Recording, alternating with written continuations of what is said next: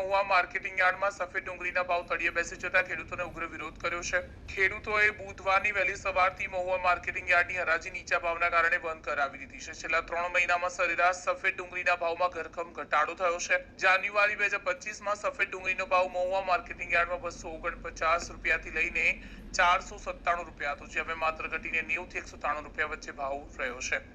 ખેડૂતોનું કહેવું છે કે છેલ્લા એકાદ મહિનામાં સફેદ ડુંગળીનો ભાવમાં 100 રૂપિયાથી લઈને 150 રૂપિયા ઘટાડો થયો છે, જેના વિરોધમાં મહુવા માર્કેટિંગ યાર્ડમાં ખેડૂતો દ્વારા હરાજી બંધ કરવામાં આવી છે।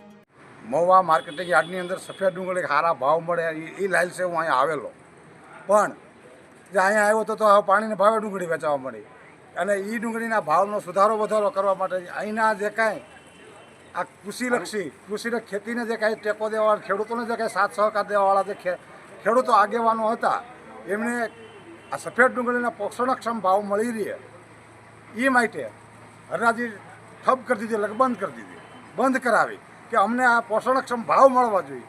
એટલે હરાજી ઠપ થઈ ગઈ, અને જે તે વાહનો આ સફેદ ડુંગળીને ત્યાંથી નિકાલ કરવાના હતા એ વાહનોને ત્યાં માર્કેટિંગ યાર્ડની અંદર જે આપણે હરાજી કરવામાં ત્યાં બહાર કાઢવામાં આવતા હતા, ત્યાં વાહનો ઠપ થઈ ગયા।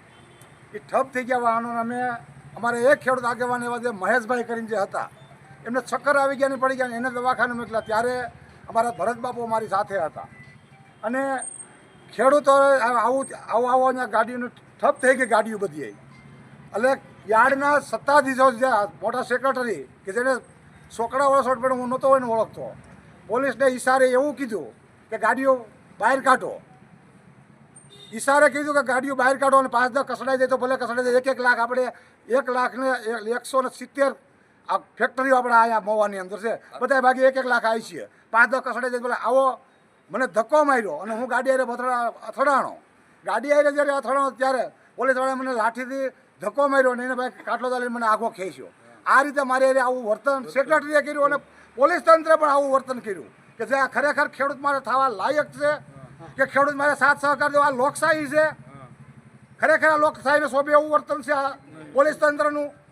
અથવા તો આ જે સત્તાધીશો છે જે આપણે જેને આજ ખેડૂત સહાય છે, તો આ ખેડૂત આ યાર્ડના સેક્રેટરી છે એને પણ જે આવું વર્તન કર્યું, આ જે ખરેખર એને લાયક છે? માનવતાની દ્રષ્ટિએ લાયક છે? બસ આટલું કહે। જય હિન્દ, જય ભારત।